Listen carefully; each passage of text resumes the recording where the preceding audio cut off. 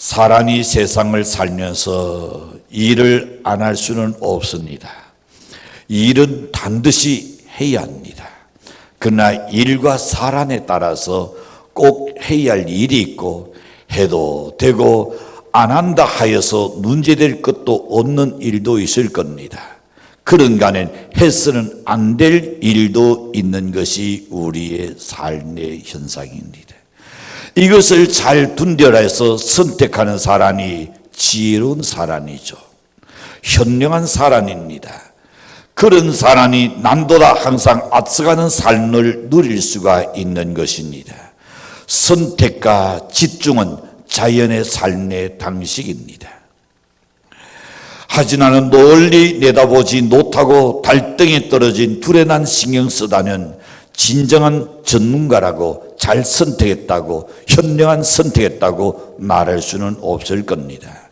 진정한 전문가란 헤르난 진원의 히든 챔피언이라는 것이 있습니다. 그의 사례의 등장에서 보낸 세계적 강소 기업들처럼 한 운물을 타되 세상을 변화 잃고, 즉 세상의 변화를 잃고 그 변화에 낮춰서 운물을 타는 것이어야 한다 그랬습니다. 운물을 탄다고 여러분 다 성공하는 것은 아니다 이 말입니다. 내가 지금 하고 있는 일, 하고자 하는 것이 다 성공한다고는 보장할 수 없다는 말입니다. 뭘 이야기합니까? 세상의 변화를 읽을 줄 알아야 합니다. 그 변화에 낮춰서 운물을 타야 한다 그럽니다. 또한 이런 날이 있습니다. 운물을 깊이 타려면 넓게 타라는 날이 있습니다. 빨리 탈 욕심을 생각해서 좁게 타면 시원한 물은커녕 엇나가지 못해서 사디나 이 곡괭이도 사용할 수 없을 만큼 비좁아질 겁니다. 결국 자신이 그 운물을 타다가 그 구덩이에 갇히고 날 겁니다. 마라톤 선수가 빨리 달리는 것도 중요하지만 더 중요한 것은 뭡니까? 제대로 된 방향을 달리는 거야 합니다. 엉뚱한 방향으로 달린다면 달릴수록 돌아가는 길은 더 멀어질 줄로 생각합니다. 사람이 살면서 수많은 것 중에 마땅히 해야 할 일은 과연 어떤 것이 있을까요? 사도 바울은 많은 환난 중에서 말씀대로 살기를 힘쓰는 데살로니가 교회 성도들 생각하면서 눈물 곁으로 내가 감사한다 라고 말했습니다. 그래서 그는 오늘 본문에 보낸 주의 사랑하는 형제들아 우리가 항상 너희를 위하여 마땅히 하나님께 감사한다고 바울은 표현했습니다. 그가 하나님께 감사한 조건은 몇 가지가 있습니다. 성경에 보낸 성도들이 마땅히 해야 할 일이 있는데 로마서 15장 1절에 보낸 강한 자는 마땅히 연약한 자의 약전을 담당해야 한다라고 가르쳤고, 베드로서 3장 11절과 12절에 보낸 성도는 마땅히 거룩하고 경건하게 살아야 한다는 것을 말씀하셨습니다. 요한일서 4장 11절에 보시는 사랑하는 자들아 하나님 이같이 우리를 사랑하셨은즉 우리도 서로 사랑하는 것이 마땅하도다. 옆 사람을 연애 서로 사랑하는 것이 마땅한 일이다 그랬습니다. 그뿐만 아니라 에베소 5장 3절에 보시는 온갖 더러운 것과 언행과 탐욕은 너희 중에서 그 이름을 두르지 말라. 이는 성도의 마땅한 단이라 그랬습니다. 누가복음 15장 32절에 보시는 죄인이 회개하고 돌아왔을 때에 기도하는 것은 또한 마땅한 일이다 그랬습니다. 로마서 15장 27절 보시는 영적으로 은혜를 받은 자가 물질적인 것으로 은혜를 갖는 것은 마땅한 일이다 그랬습니다. 디모데서 2장 10절에 보면 선한 선행으로 자기를 단장하라 그랬습니다. 시편택 47편 1절에 보시는 하나님을 찬양하는 것이 마땅하다. 사도행전 5장 29절에 보시는 사람보다 하나님께 순종하는 것이 마땅하다 그랬습니다. 요한산서 1장 8절에 보시는 복음을 전하는 전도자를 대접하는 것이 마땅한 일이다. 마태복음 18장 33절에 보시는 형제를 용서하고 불쌍히 여기는 것이 마땅하다. 형제를 어떻게 하고요? 내가 너를 불쌍히 같이 너희도 내 동료를 불쌍히 여기고, 그것이 마땅하다. 불쌍히 여기는 긍휼의 나온이 있어야 합니다. 왜 절을 가고 손가락질하기 이전에 손가락은 앞으로 한 개 나가는 그 다음에 세 개는 어디로 간다? 자신을 향하여. 오늘 오르는 불쌍히는 나온, 그것이 마땅하다. 그 다음에 디모데전서 6장 1절에 보시는 데살로니가서 2장 13절에 보시는 구원받은 자들을 위하여 하나님께 감사하는 것도 마땅히 해야 할 일이다 그랬습니다. 오늘 이렇게 하나님의 성전에 나오신 여러분, 어떻게 마땅한 일을로 하신 줄로 믿습니다. 당연히 하나님 앞에 나와야 합니다. 우리는 피조물이요, 하나님은 창조주입니다. 그 다음에 보시는 디모데전서 6장 1절에 보니 종이 상전을 공경하는 것도 마땅하다. 그렇죠. 종이 상전을 공경하는 것이 마땅한데 요즘 거꾸로 가고 있어요. 그러다 보니 여러분 사회가 혼란이 오고 있습니다. 자, 시편 76편 11절에 보시는 하나님을 경외하는 것은 성도의 마땅한 본분이다 그랬습니다. 신명기 12장 2절에 보시는 우상 숭배를 건절시키는 것도 마땅하다 그랬고, 느헤미야 8장 11절에 보시는 성일에 근신하지 않는 것도 마땅하다 그랬고, 신명기 14장 22절에 보시는 소산의 11조를 바치는 것은 성도의 마땅한 일이다 그랬습니다. 그것뿐 아니라 하나님 앞에 날도 적게 하라고 가르칩니다. 전도서 5장 2절에 보시는 시작. 너는 하나님 앞에서 함부로 입을 열지 말며 겉한 마음으로 나를 내지 말라. 하나님은 하늘에 계시고 너는 땅에 있으니라. 그러저 나 땅이 나를 적게 할 것이니라. 조심하라 이 날이죠. 우리가 여러분 겉한 마음으로 나를 내뱉고 나는 후회하게 됩니다. 내가 왜 그랬을까? 그것뿐 아니라 바울이 또한 우리에게 오늘 본문 13절에서 이렇게 말씀합니다. 주께서 사랑하는 형제들아, 우리가 항상 너희에 관하여 마땅히 하나님께 감사할 것은 하나님이 처음부터 너희를 택하사 성령에 거룩하게 하신과 진리를 믿음으로 구원을 받게 하신이니라. 사도 바울이 이 감사는 우리 모두의 감사여야 합니다. 또 나라 그 이유는 감사해야 할 이유가 또 똑같기 때문입니다. 하나님께서 이 본문의 말씀을 주신 것은 지난 제가 묵상 안에서 목요일 날 새벽이었습니다. 저는 그 말씀을 읽어내서 성령께서 말씀하신을 느꼈습니다. 바울은 본문에서 그리스도인이 마땅히 감사할 이유를 지금 설명해 주고 있습니다. 왜 우리가 감사해야 하는가를 알 때에 올바른 감사를 들을 수 있기 때문입니다. 남편들이 아내에게 여보 고마워. 그는 아내들이 노라고 이야기해요. 단말이 무엇이 고마운데? 안 묻는 분도 있겠지만 어떤 분은 물을 거예요. 그는 남자가 멍하니 있는 사람이 있습니다. 진정한 고나움을 모르는 거죠. 무엇이 고나우냐는 거기에 대해서 반드시 할 말을 가지고 고맙다 그래야지 그냥 고나워 그래가지고는 아내에게 큰 감동이 안 돼요. 무엇이 고나운다는 오히려 남자가 그것을 물어주기를 기다린 듯이 거기에 대해서 아주 감정을 실어서 이야기해봐요. 아내가 100배 1000배도 감동을 받을 겁니다. 오늘 우리가 감사해야 할 것을 알아야 합니다. 왜 내가 감사해야 하는가? 그걸 알고 감사할 때에 진정한 감사가 될 겁니다.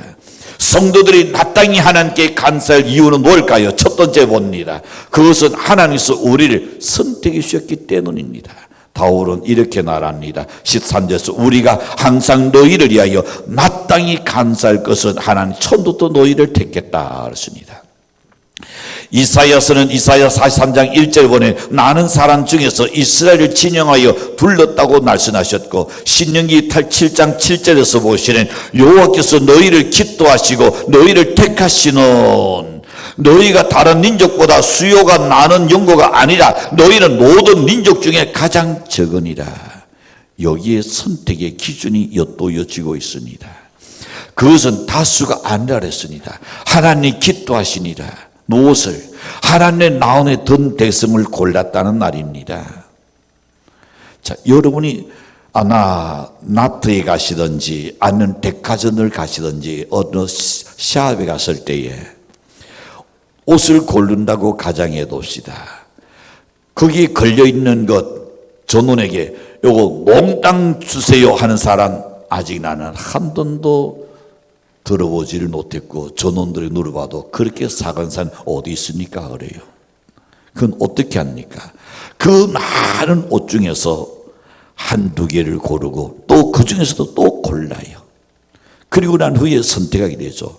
결혼도 마찬가지입니다. 한 남자나 한 여자가 골라서 아내나 남편을 삼습니다. 얼굴이 예쁜 여자가 남자에서 여러 여자를 아내로 삼는 그런 바보스러운 남자는 아마 없을 겁니다. 아무리 여러분 인신이 후한 사람이랄지라도 내년 되면 또 우리는 선거 나옵니다.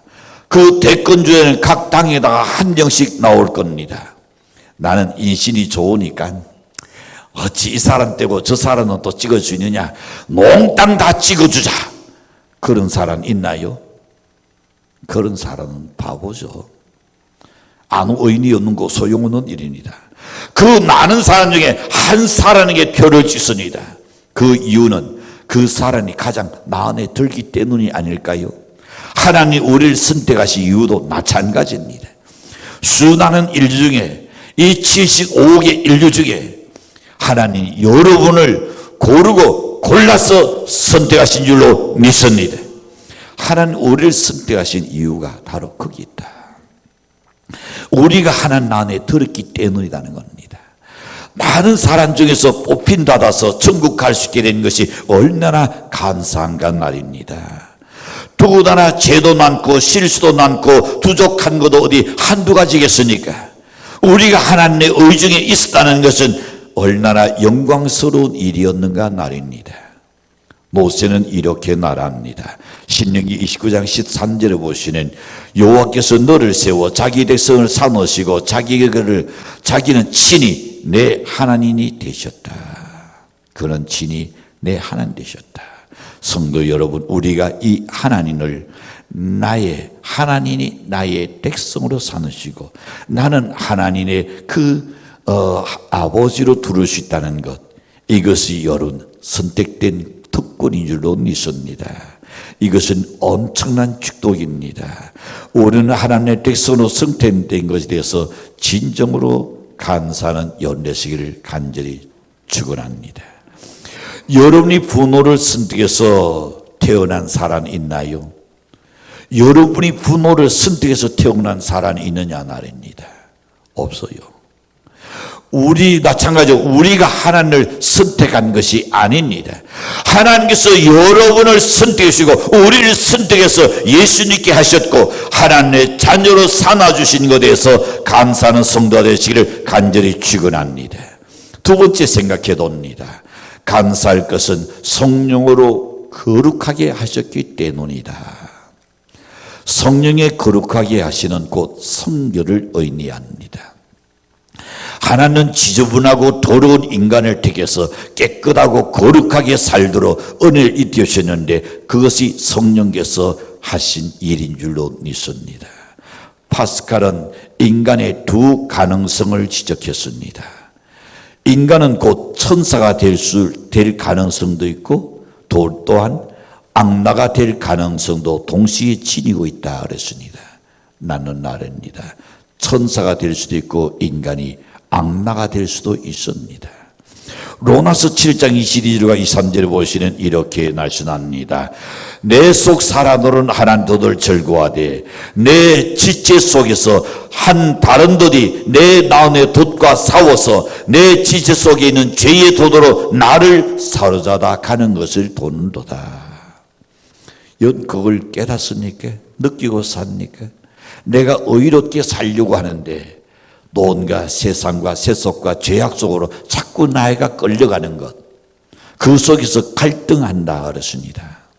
그러나 갈등하는 사람은 신앙이 있는 사람입니다. 그렇지 않냐고 자기의 기분이 내킨 대로 살아가는 사람은 참 힘든 일이죠.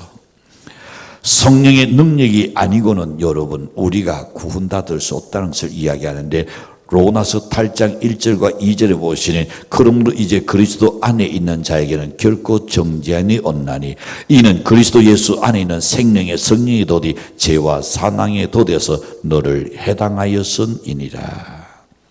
우리가 비록 가냘픈 신앙을 지니고 있지만은 이 신앙을 지킬 수 있는 것은 성령의 능력을 힘입었기 때문인 줄로 믿습니다. 우리가 숨 막힐 듯한 그런 상황 속에도 때로는 낙심하지 않고 잘 버티고 있잖아요. 이 버티고 있는 것이 여러분인 것 같지는 않은, 그러나 여러분 속에 주시는 성령의 능력, 성령의 힘인 줄로 믿습니다. 그렇지 않고는 극한 상황 속에서 버틸 재간이 없습니다. 그걸 버티지 못하여서 세상을 하직하는 사람도 얼마나 많습니까? 남의 여러 가지 소리에 그걸 못 이겨가지고 갈등을 느끼고 그것 때문에 신장병 걸리는 사람도 얼마나 많습니까? 졸도하는 사람까지 있습니다. 그러나 그것을 다 견뎌낼 수 있는 것은 하나님 주시는 은혜가 아니고는 안 된다 그랬습니다. 바울이 이 사실에 대하여 우리는 마땅히 감사하는 자가 되라 그랬습니다. 우리가 세속의 사람보다 조금 더 성별하고 조금 더 구별되게 살고 있다는 그것은 바로 성령의 거룩하게 하시는 은혜에 감사하는 연대셔야 합니다. 어떤 이들이 이렇게 이야기합니다. 저 사람 예수이가 저런다고 비난합니다. 근데 역으로 생각하는 그 사람이 예수를 안 믿었더라면 더 악한 사람 됐을 겁니다. 그러나 믿었기 때문에 그 정도라도 달라진 것, 우리는 그 달라진 면을 바라보고 오히려 감사하고 내 자신도 변화된 노릇에서 오히려 감사하는 연대시를 간절히 축복합니다.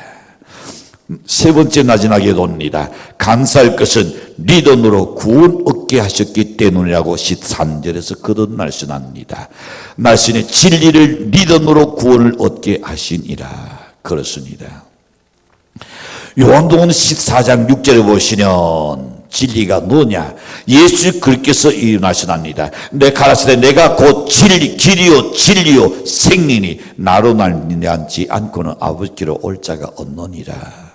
그래서 사도 바울은 사도행전 16장 31절에 보시면 주 예수를 믿으라 그리하니 너와 내 집이 구원을 얻으리라 그랬습니다. 여러분 그렇습니다. 예수 그리스도를 아니고는 그분이 길입니다. 천국 가는 길입니다. 올바르게 사는 길입니다. 정직하게 사는 길입니다. 예수 그리스도를 낭리하지 않고는 아버지께로 갈 자가 아무도 없고 주 예수를 믿으니 너와 내 질이 구원을 얻는다 그랬습니다. 우리가 하나님께 감사해야 할 절대 조건은 심판을 받아서 영원한 지옥에 가지 않게 된 것을 감사하는 연대시를 축복합니다. 이것은 우리가 공짜로 받은 은혜입니다. 우리의 주음 같은 죄가 용서받았습니다. 더 감사할 것은 믿음으로 우리가 구원받았다는 사실이라는 겁니다.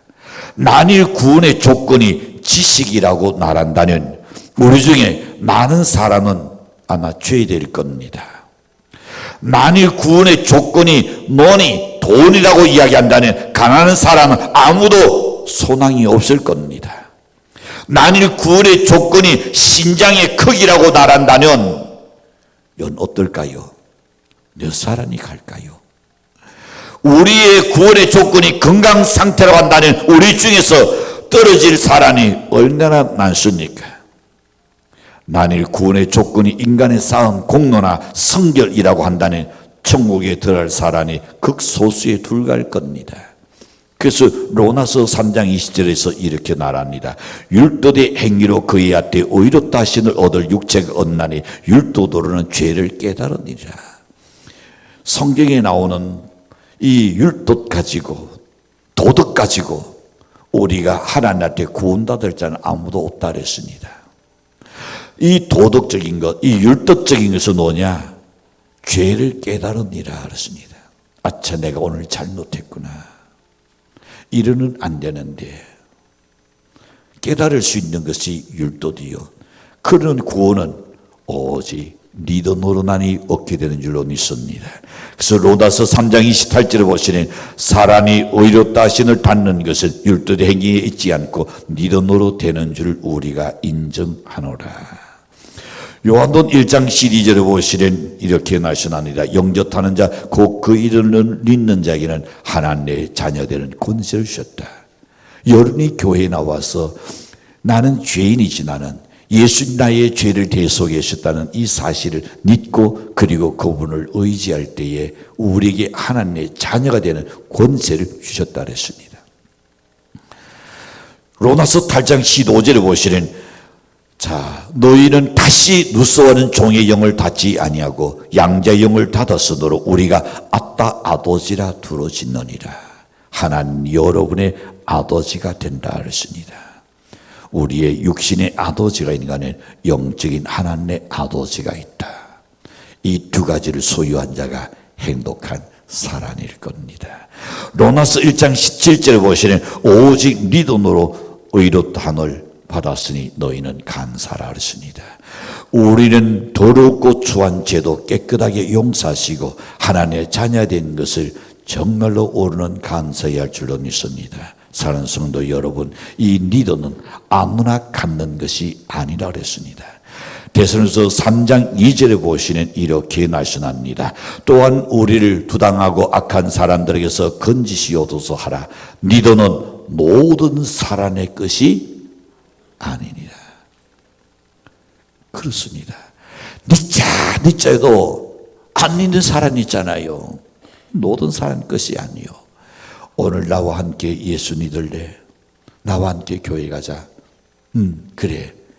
그것이 여러분 축복인 줄로 믿습니다. 그것이 하나님의 성령이 그 속에 역사하셨고 하나님이 선택했기 때문에 그 사람이 푸른다다 나오게 된 줄로 확신합니다.